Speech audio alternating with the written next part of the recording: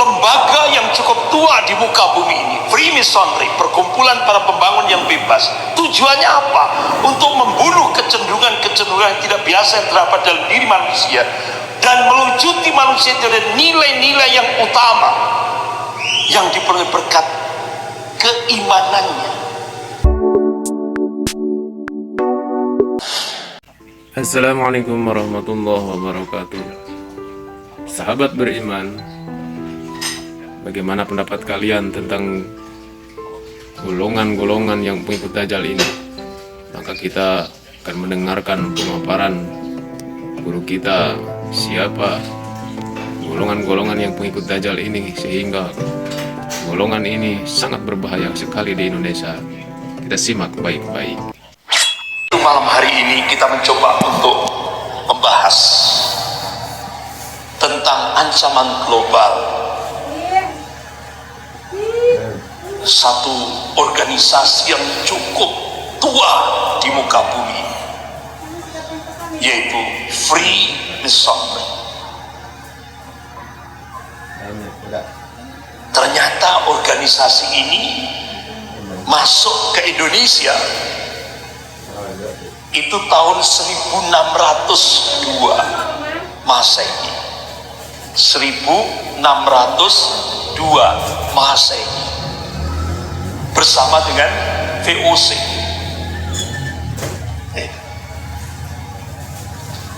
Sudah masuk ke Indonesia. Jadi ternyata Yahudi itu pertama kali bukan masuk ke Palestina, tapi dia masuk pertama kali ke Indonesia tahun 1602. Buktinya apa? Saya mencoba melakukan riset.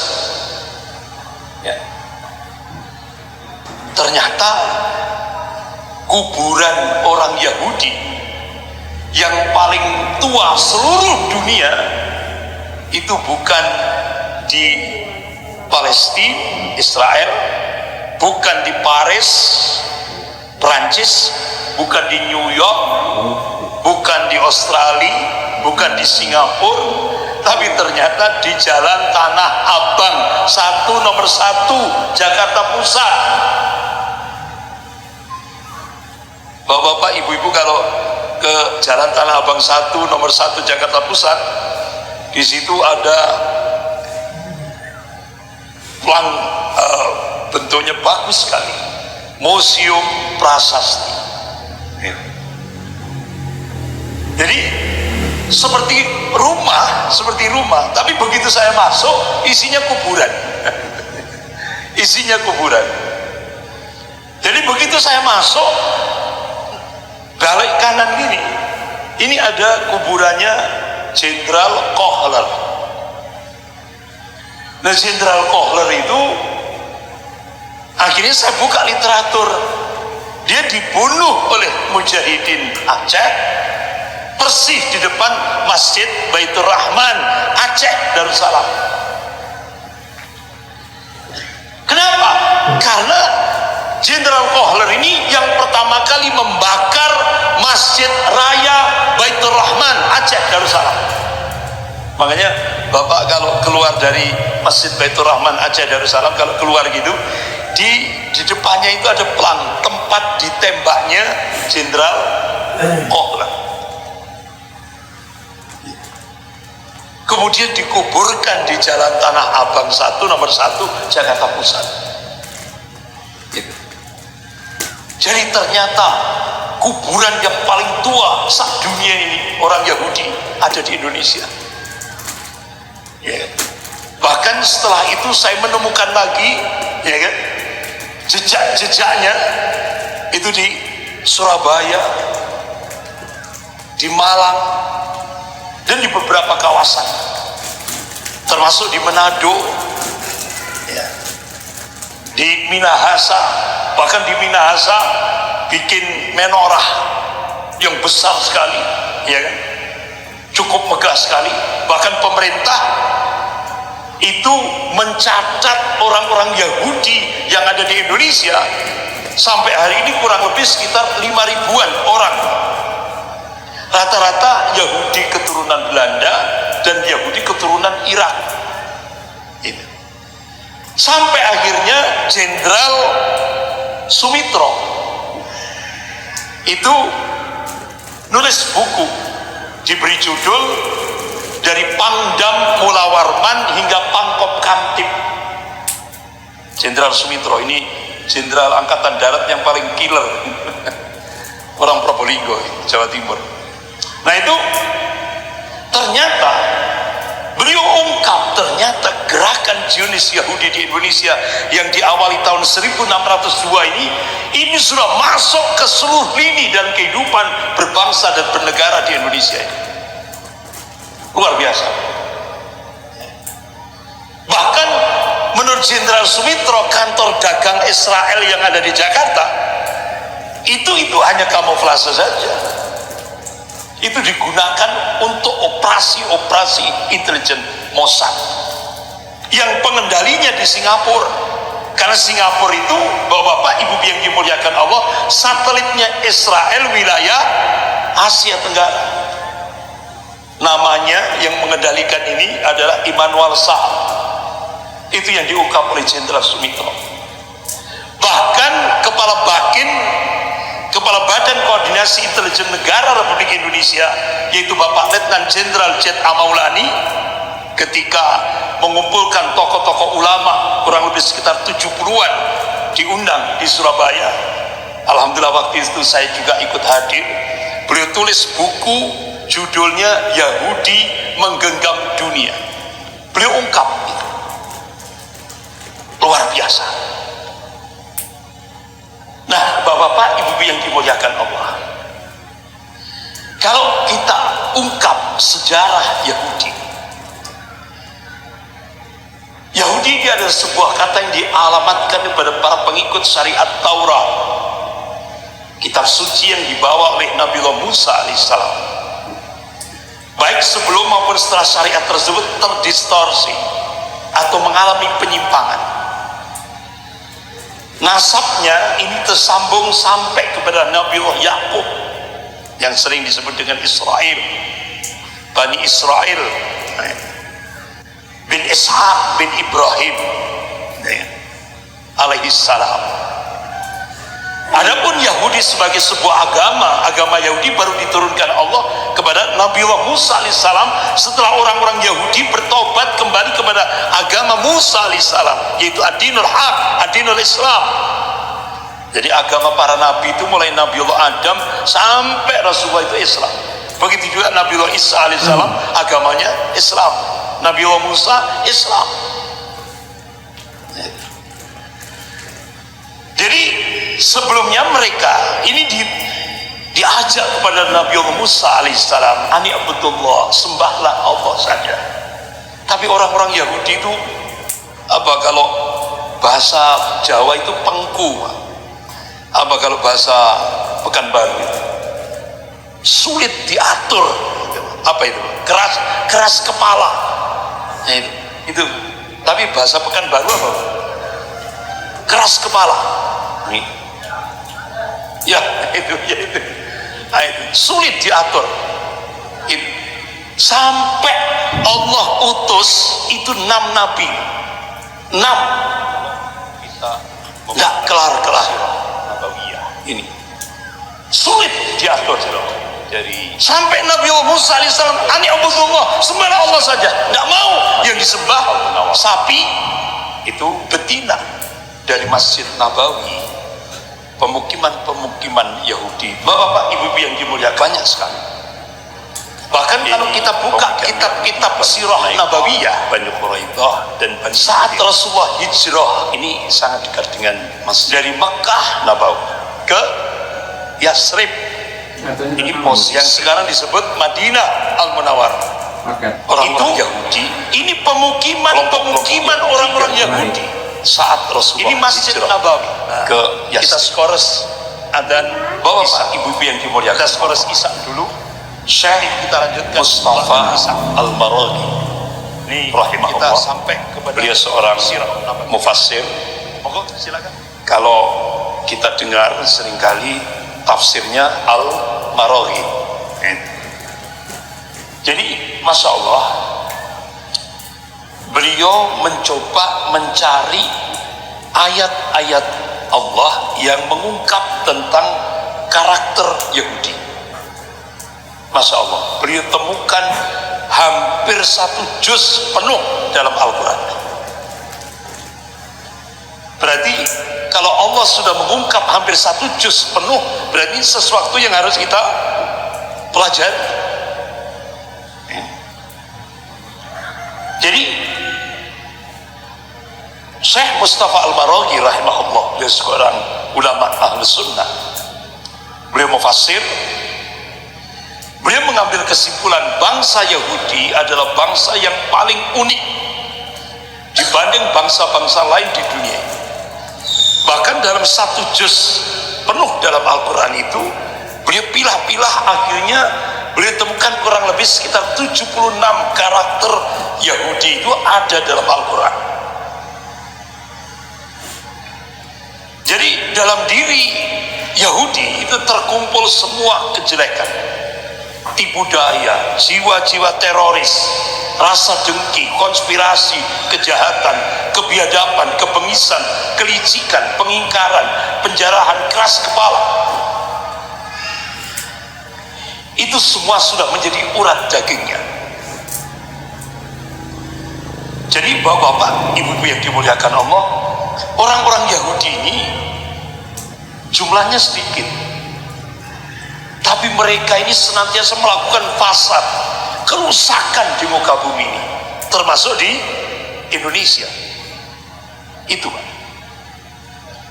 Jadi ini sudah karakter. Jumlahnya sedikit, tapi dia daya rusaknya itu luar biasa. Bapak-bapak, ibu-ibu yang dimuliakan Allah, tadi kan sudah saya sampaikan, ketika Nabiullah Musa alaihissalam mengajak anibudullah, sembahlah Allah, mereka tidak mau, mereka sembah sapi betina. Ini bapak-bapak, ibu-ibu yang dimuliakan Allah. Jadi kalau kita simpulkan, sebagaimana Allah ingatkan dalam surah Al-Baqarah ayat 120 ini, A'udzubillahi minasyaitonir rajim, Bismillahirrahmanirrahim, walan tardu ankal yahud wala nasara hatta tattabi'a millatahum. Selamanya, karena di dalamnya ada huruf lan, selamanya berarti ila yaumil kiamat, al yahud wan nasara tidak akan pernah ridho, tidak akan pernah rela, tidak akan pernah senang kepada umat Islam ini, sampai umat Islam ini masuk ke dalam milah mereka, agama mereka. Bahkan Allah tegaskan lagi dalam surah Al-Baqarah ayat 217, A'udzubillahi minasyaitonir rajim, wa la yazaluna yuqatilunakum hatta yaruddukum an dinikum in istata'u. Selamanya al-yahud wa nasara ini tidak akan pernah berhenti, kata Allah. Yuqatilunakum, apa terjemahan yuqatilunakum? Memerangi umat Islam ini. Ini Allah sendiri yang ngasih kabar. Hatta yaruddukum an dinikum in istata'u. Sampai umat Islam ini murtad dari agamanya, seandainya mereka sanggup. Sampai seperti itu Allah kabarkan. Jadi kalau kita simpulkan, Yahudi di seluruh dunia ini mengarah kepada imperialisme rahasia. Jadi dia katakan selain Yahudi itu goyim, binatang. Jadi kita ini menurut orang Yahudi itu dianggap binatang, hewan.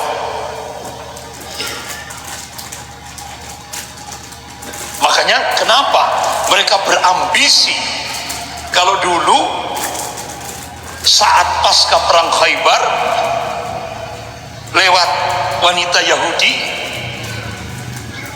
mereka berusaha untuk membunuh Rasulullah SAW lewat hadiah berupa kambing bakar.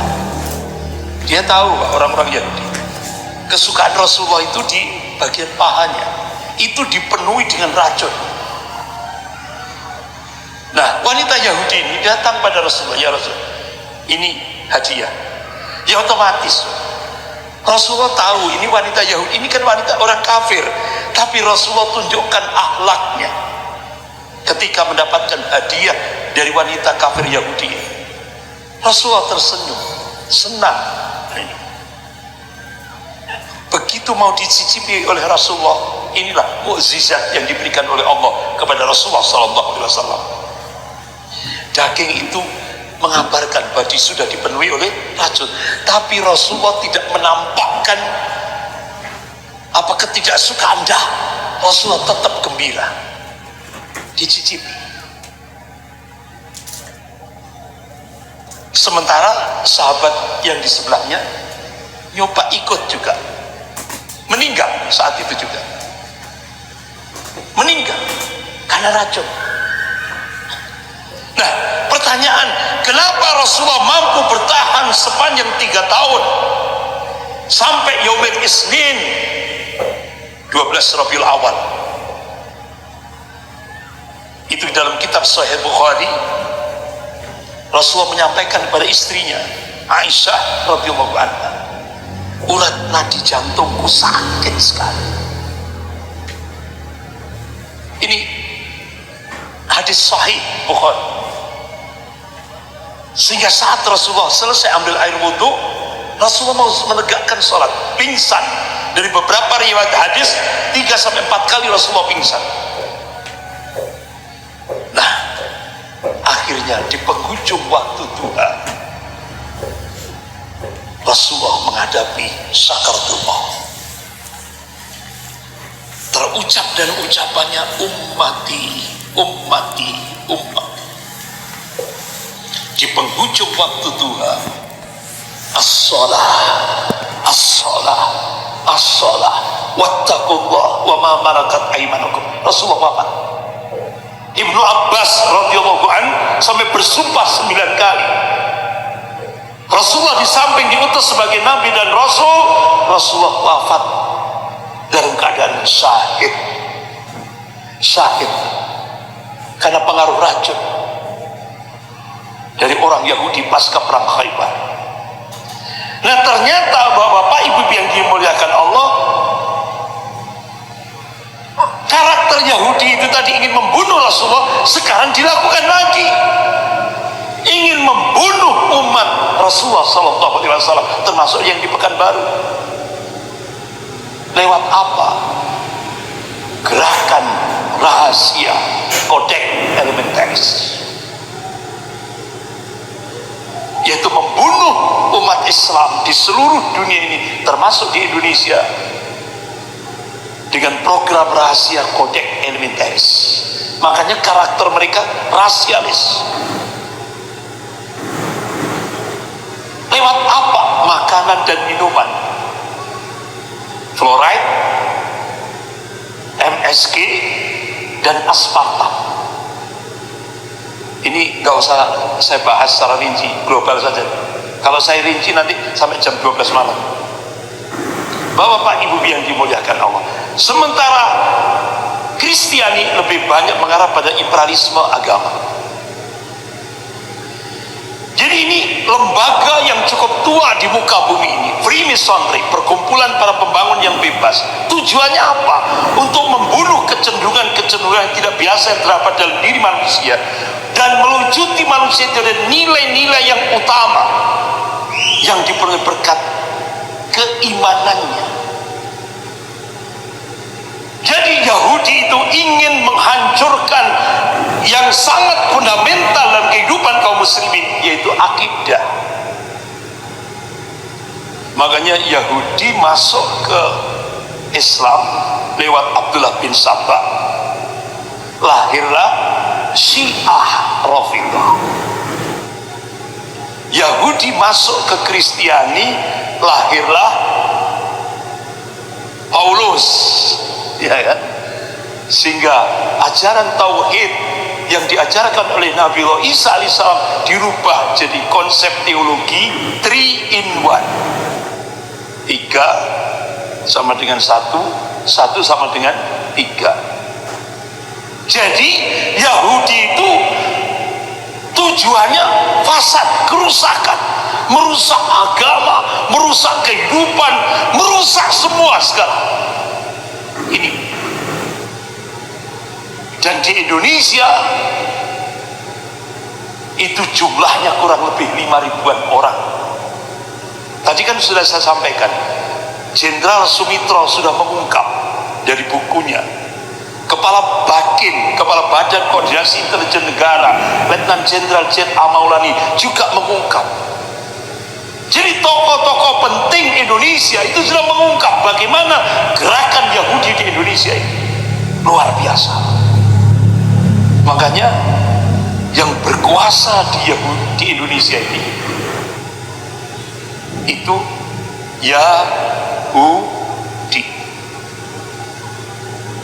Yang berkuasa di muka bumi ini, yang ngatur, mengendalikan dunia ini, Yahudi. Bismillahirrahmanirrahim. Sahabat beriman, bagaimana pendapat kalian tentang yang beliau paparkan? Mudah-mudahan kita bisa mengambil pelajarannya, bisa mengambil hikmahnya, dan tulis di komentar yang baik. Wallahu a'lam bishawab.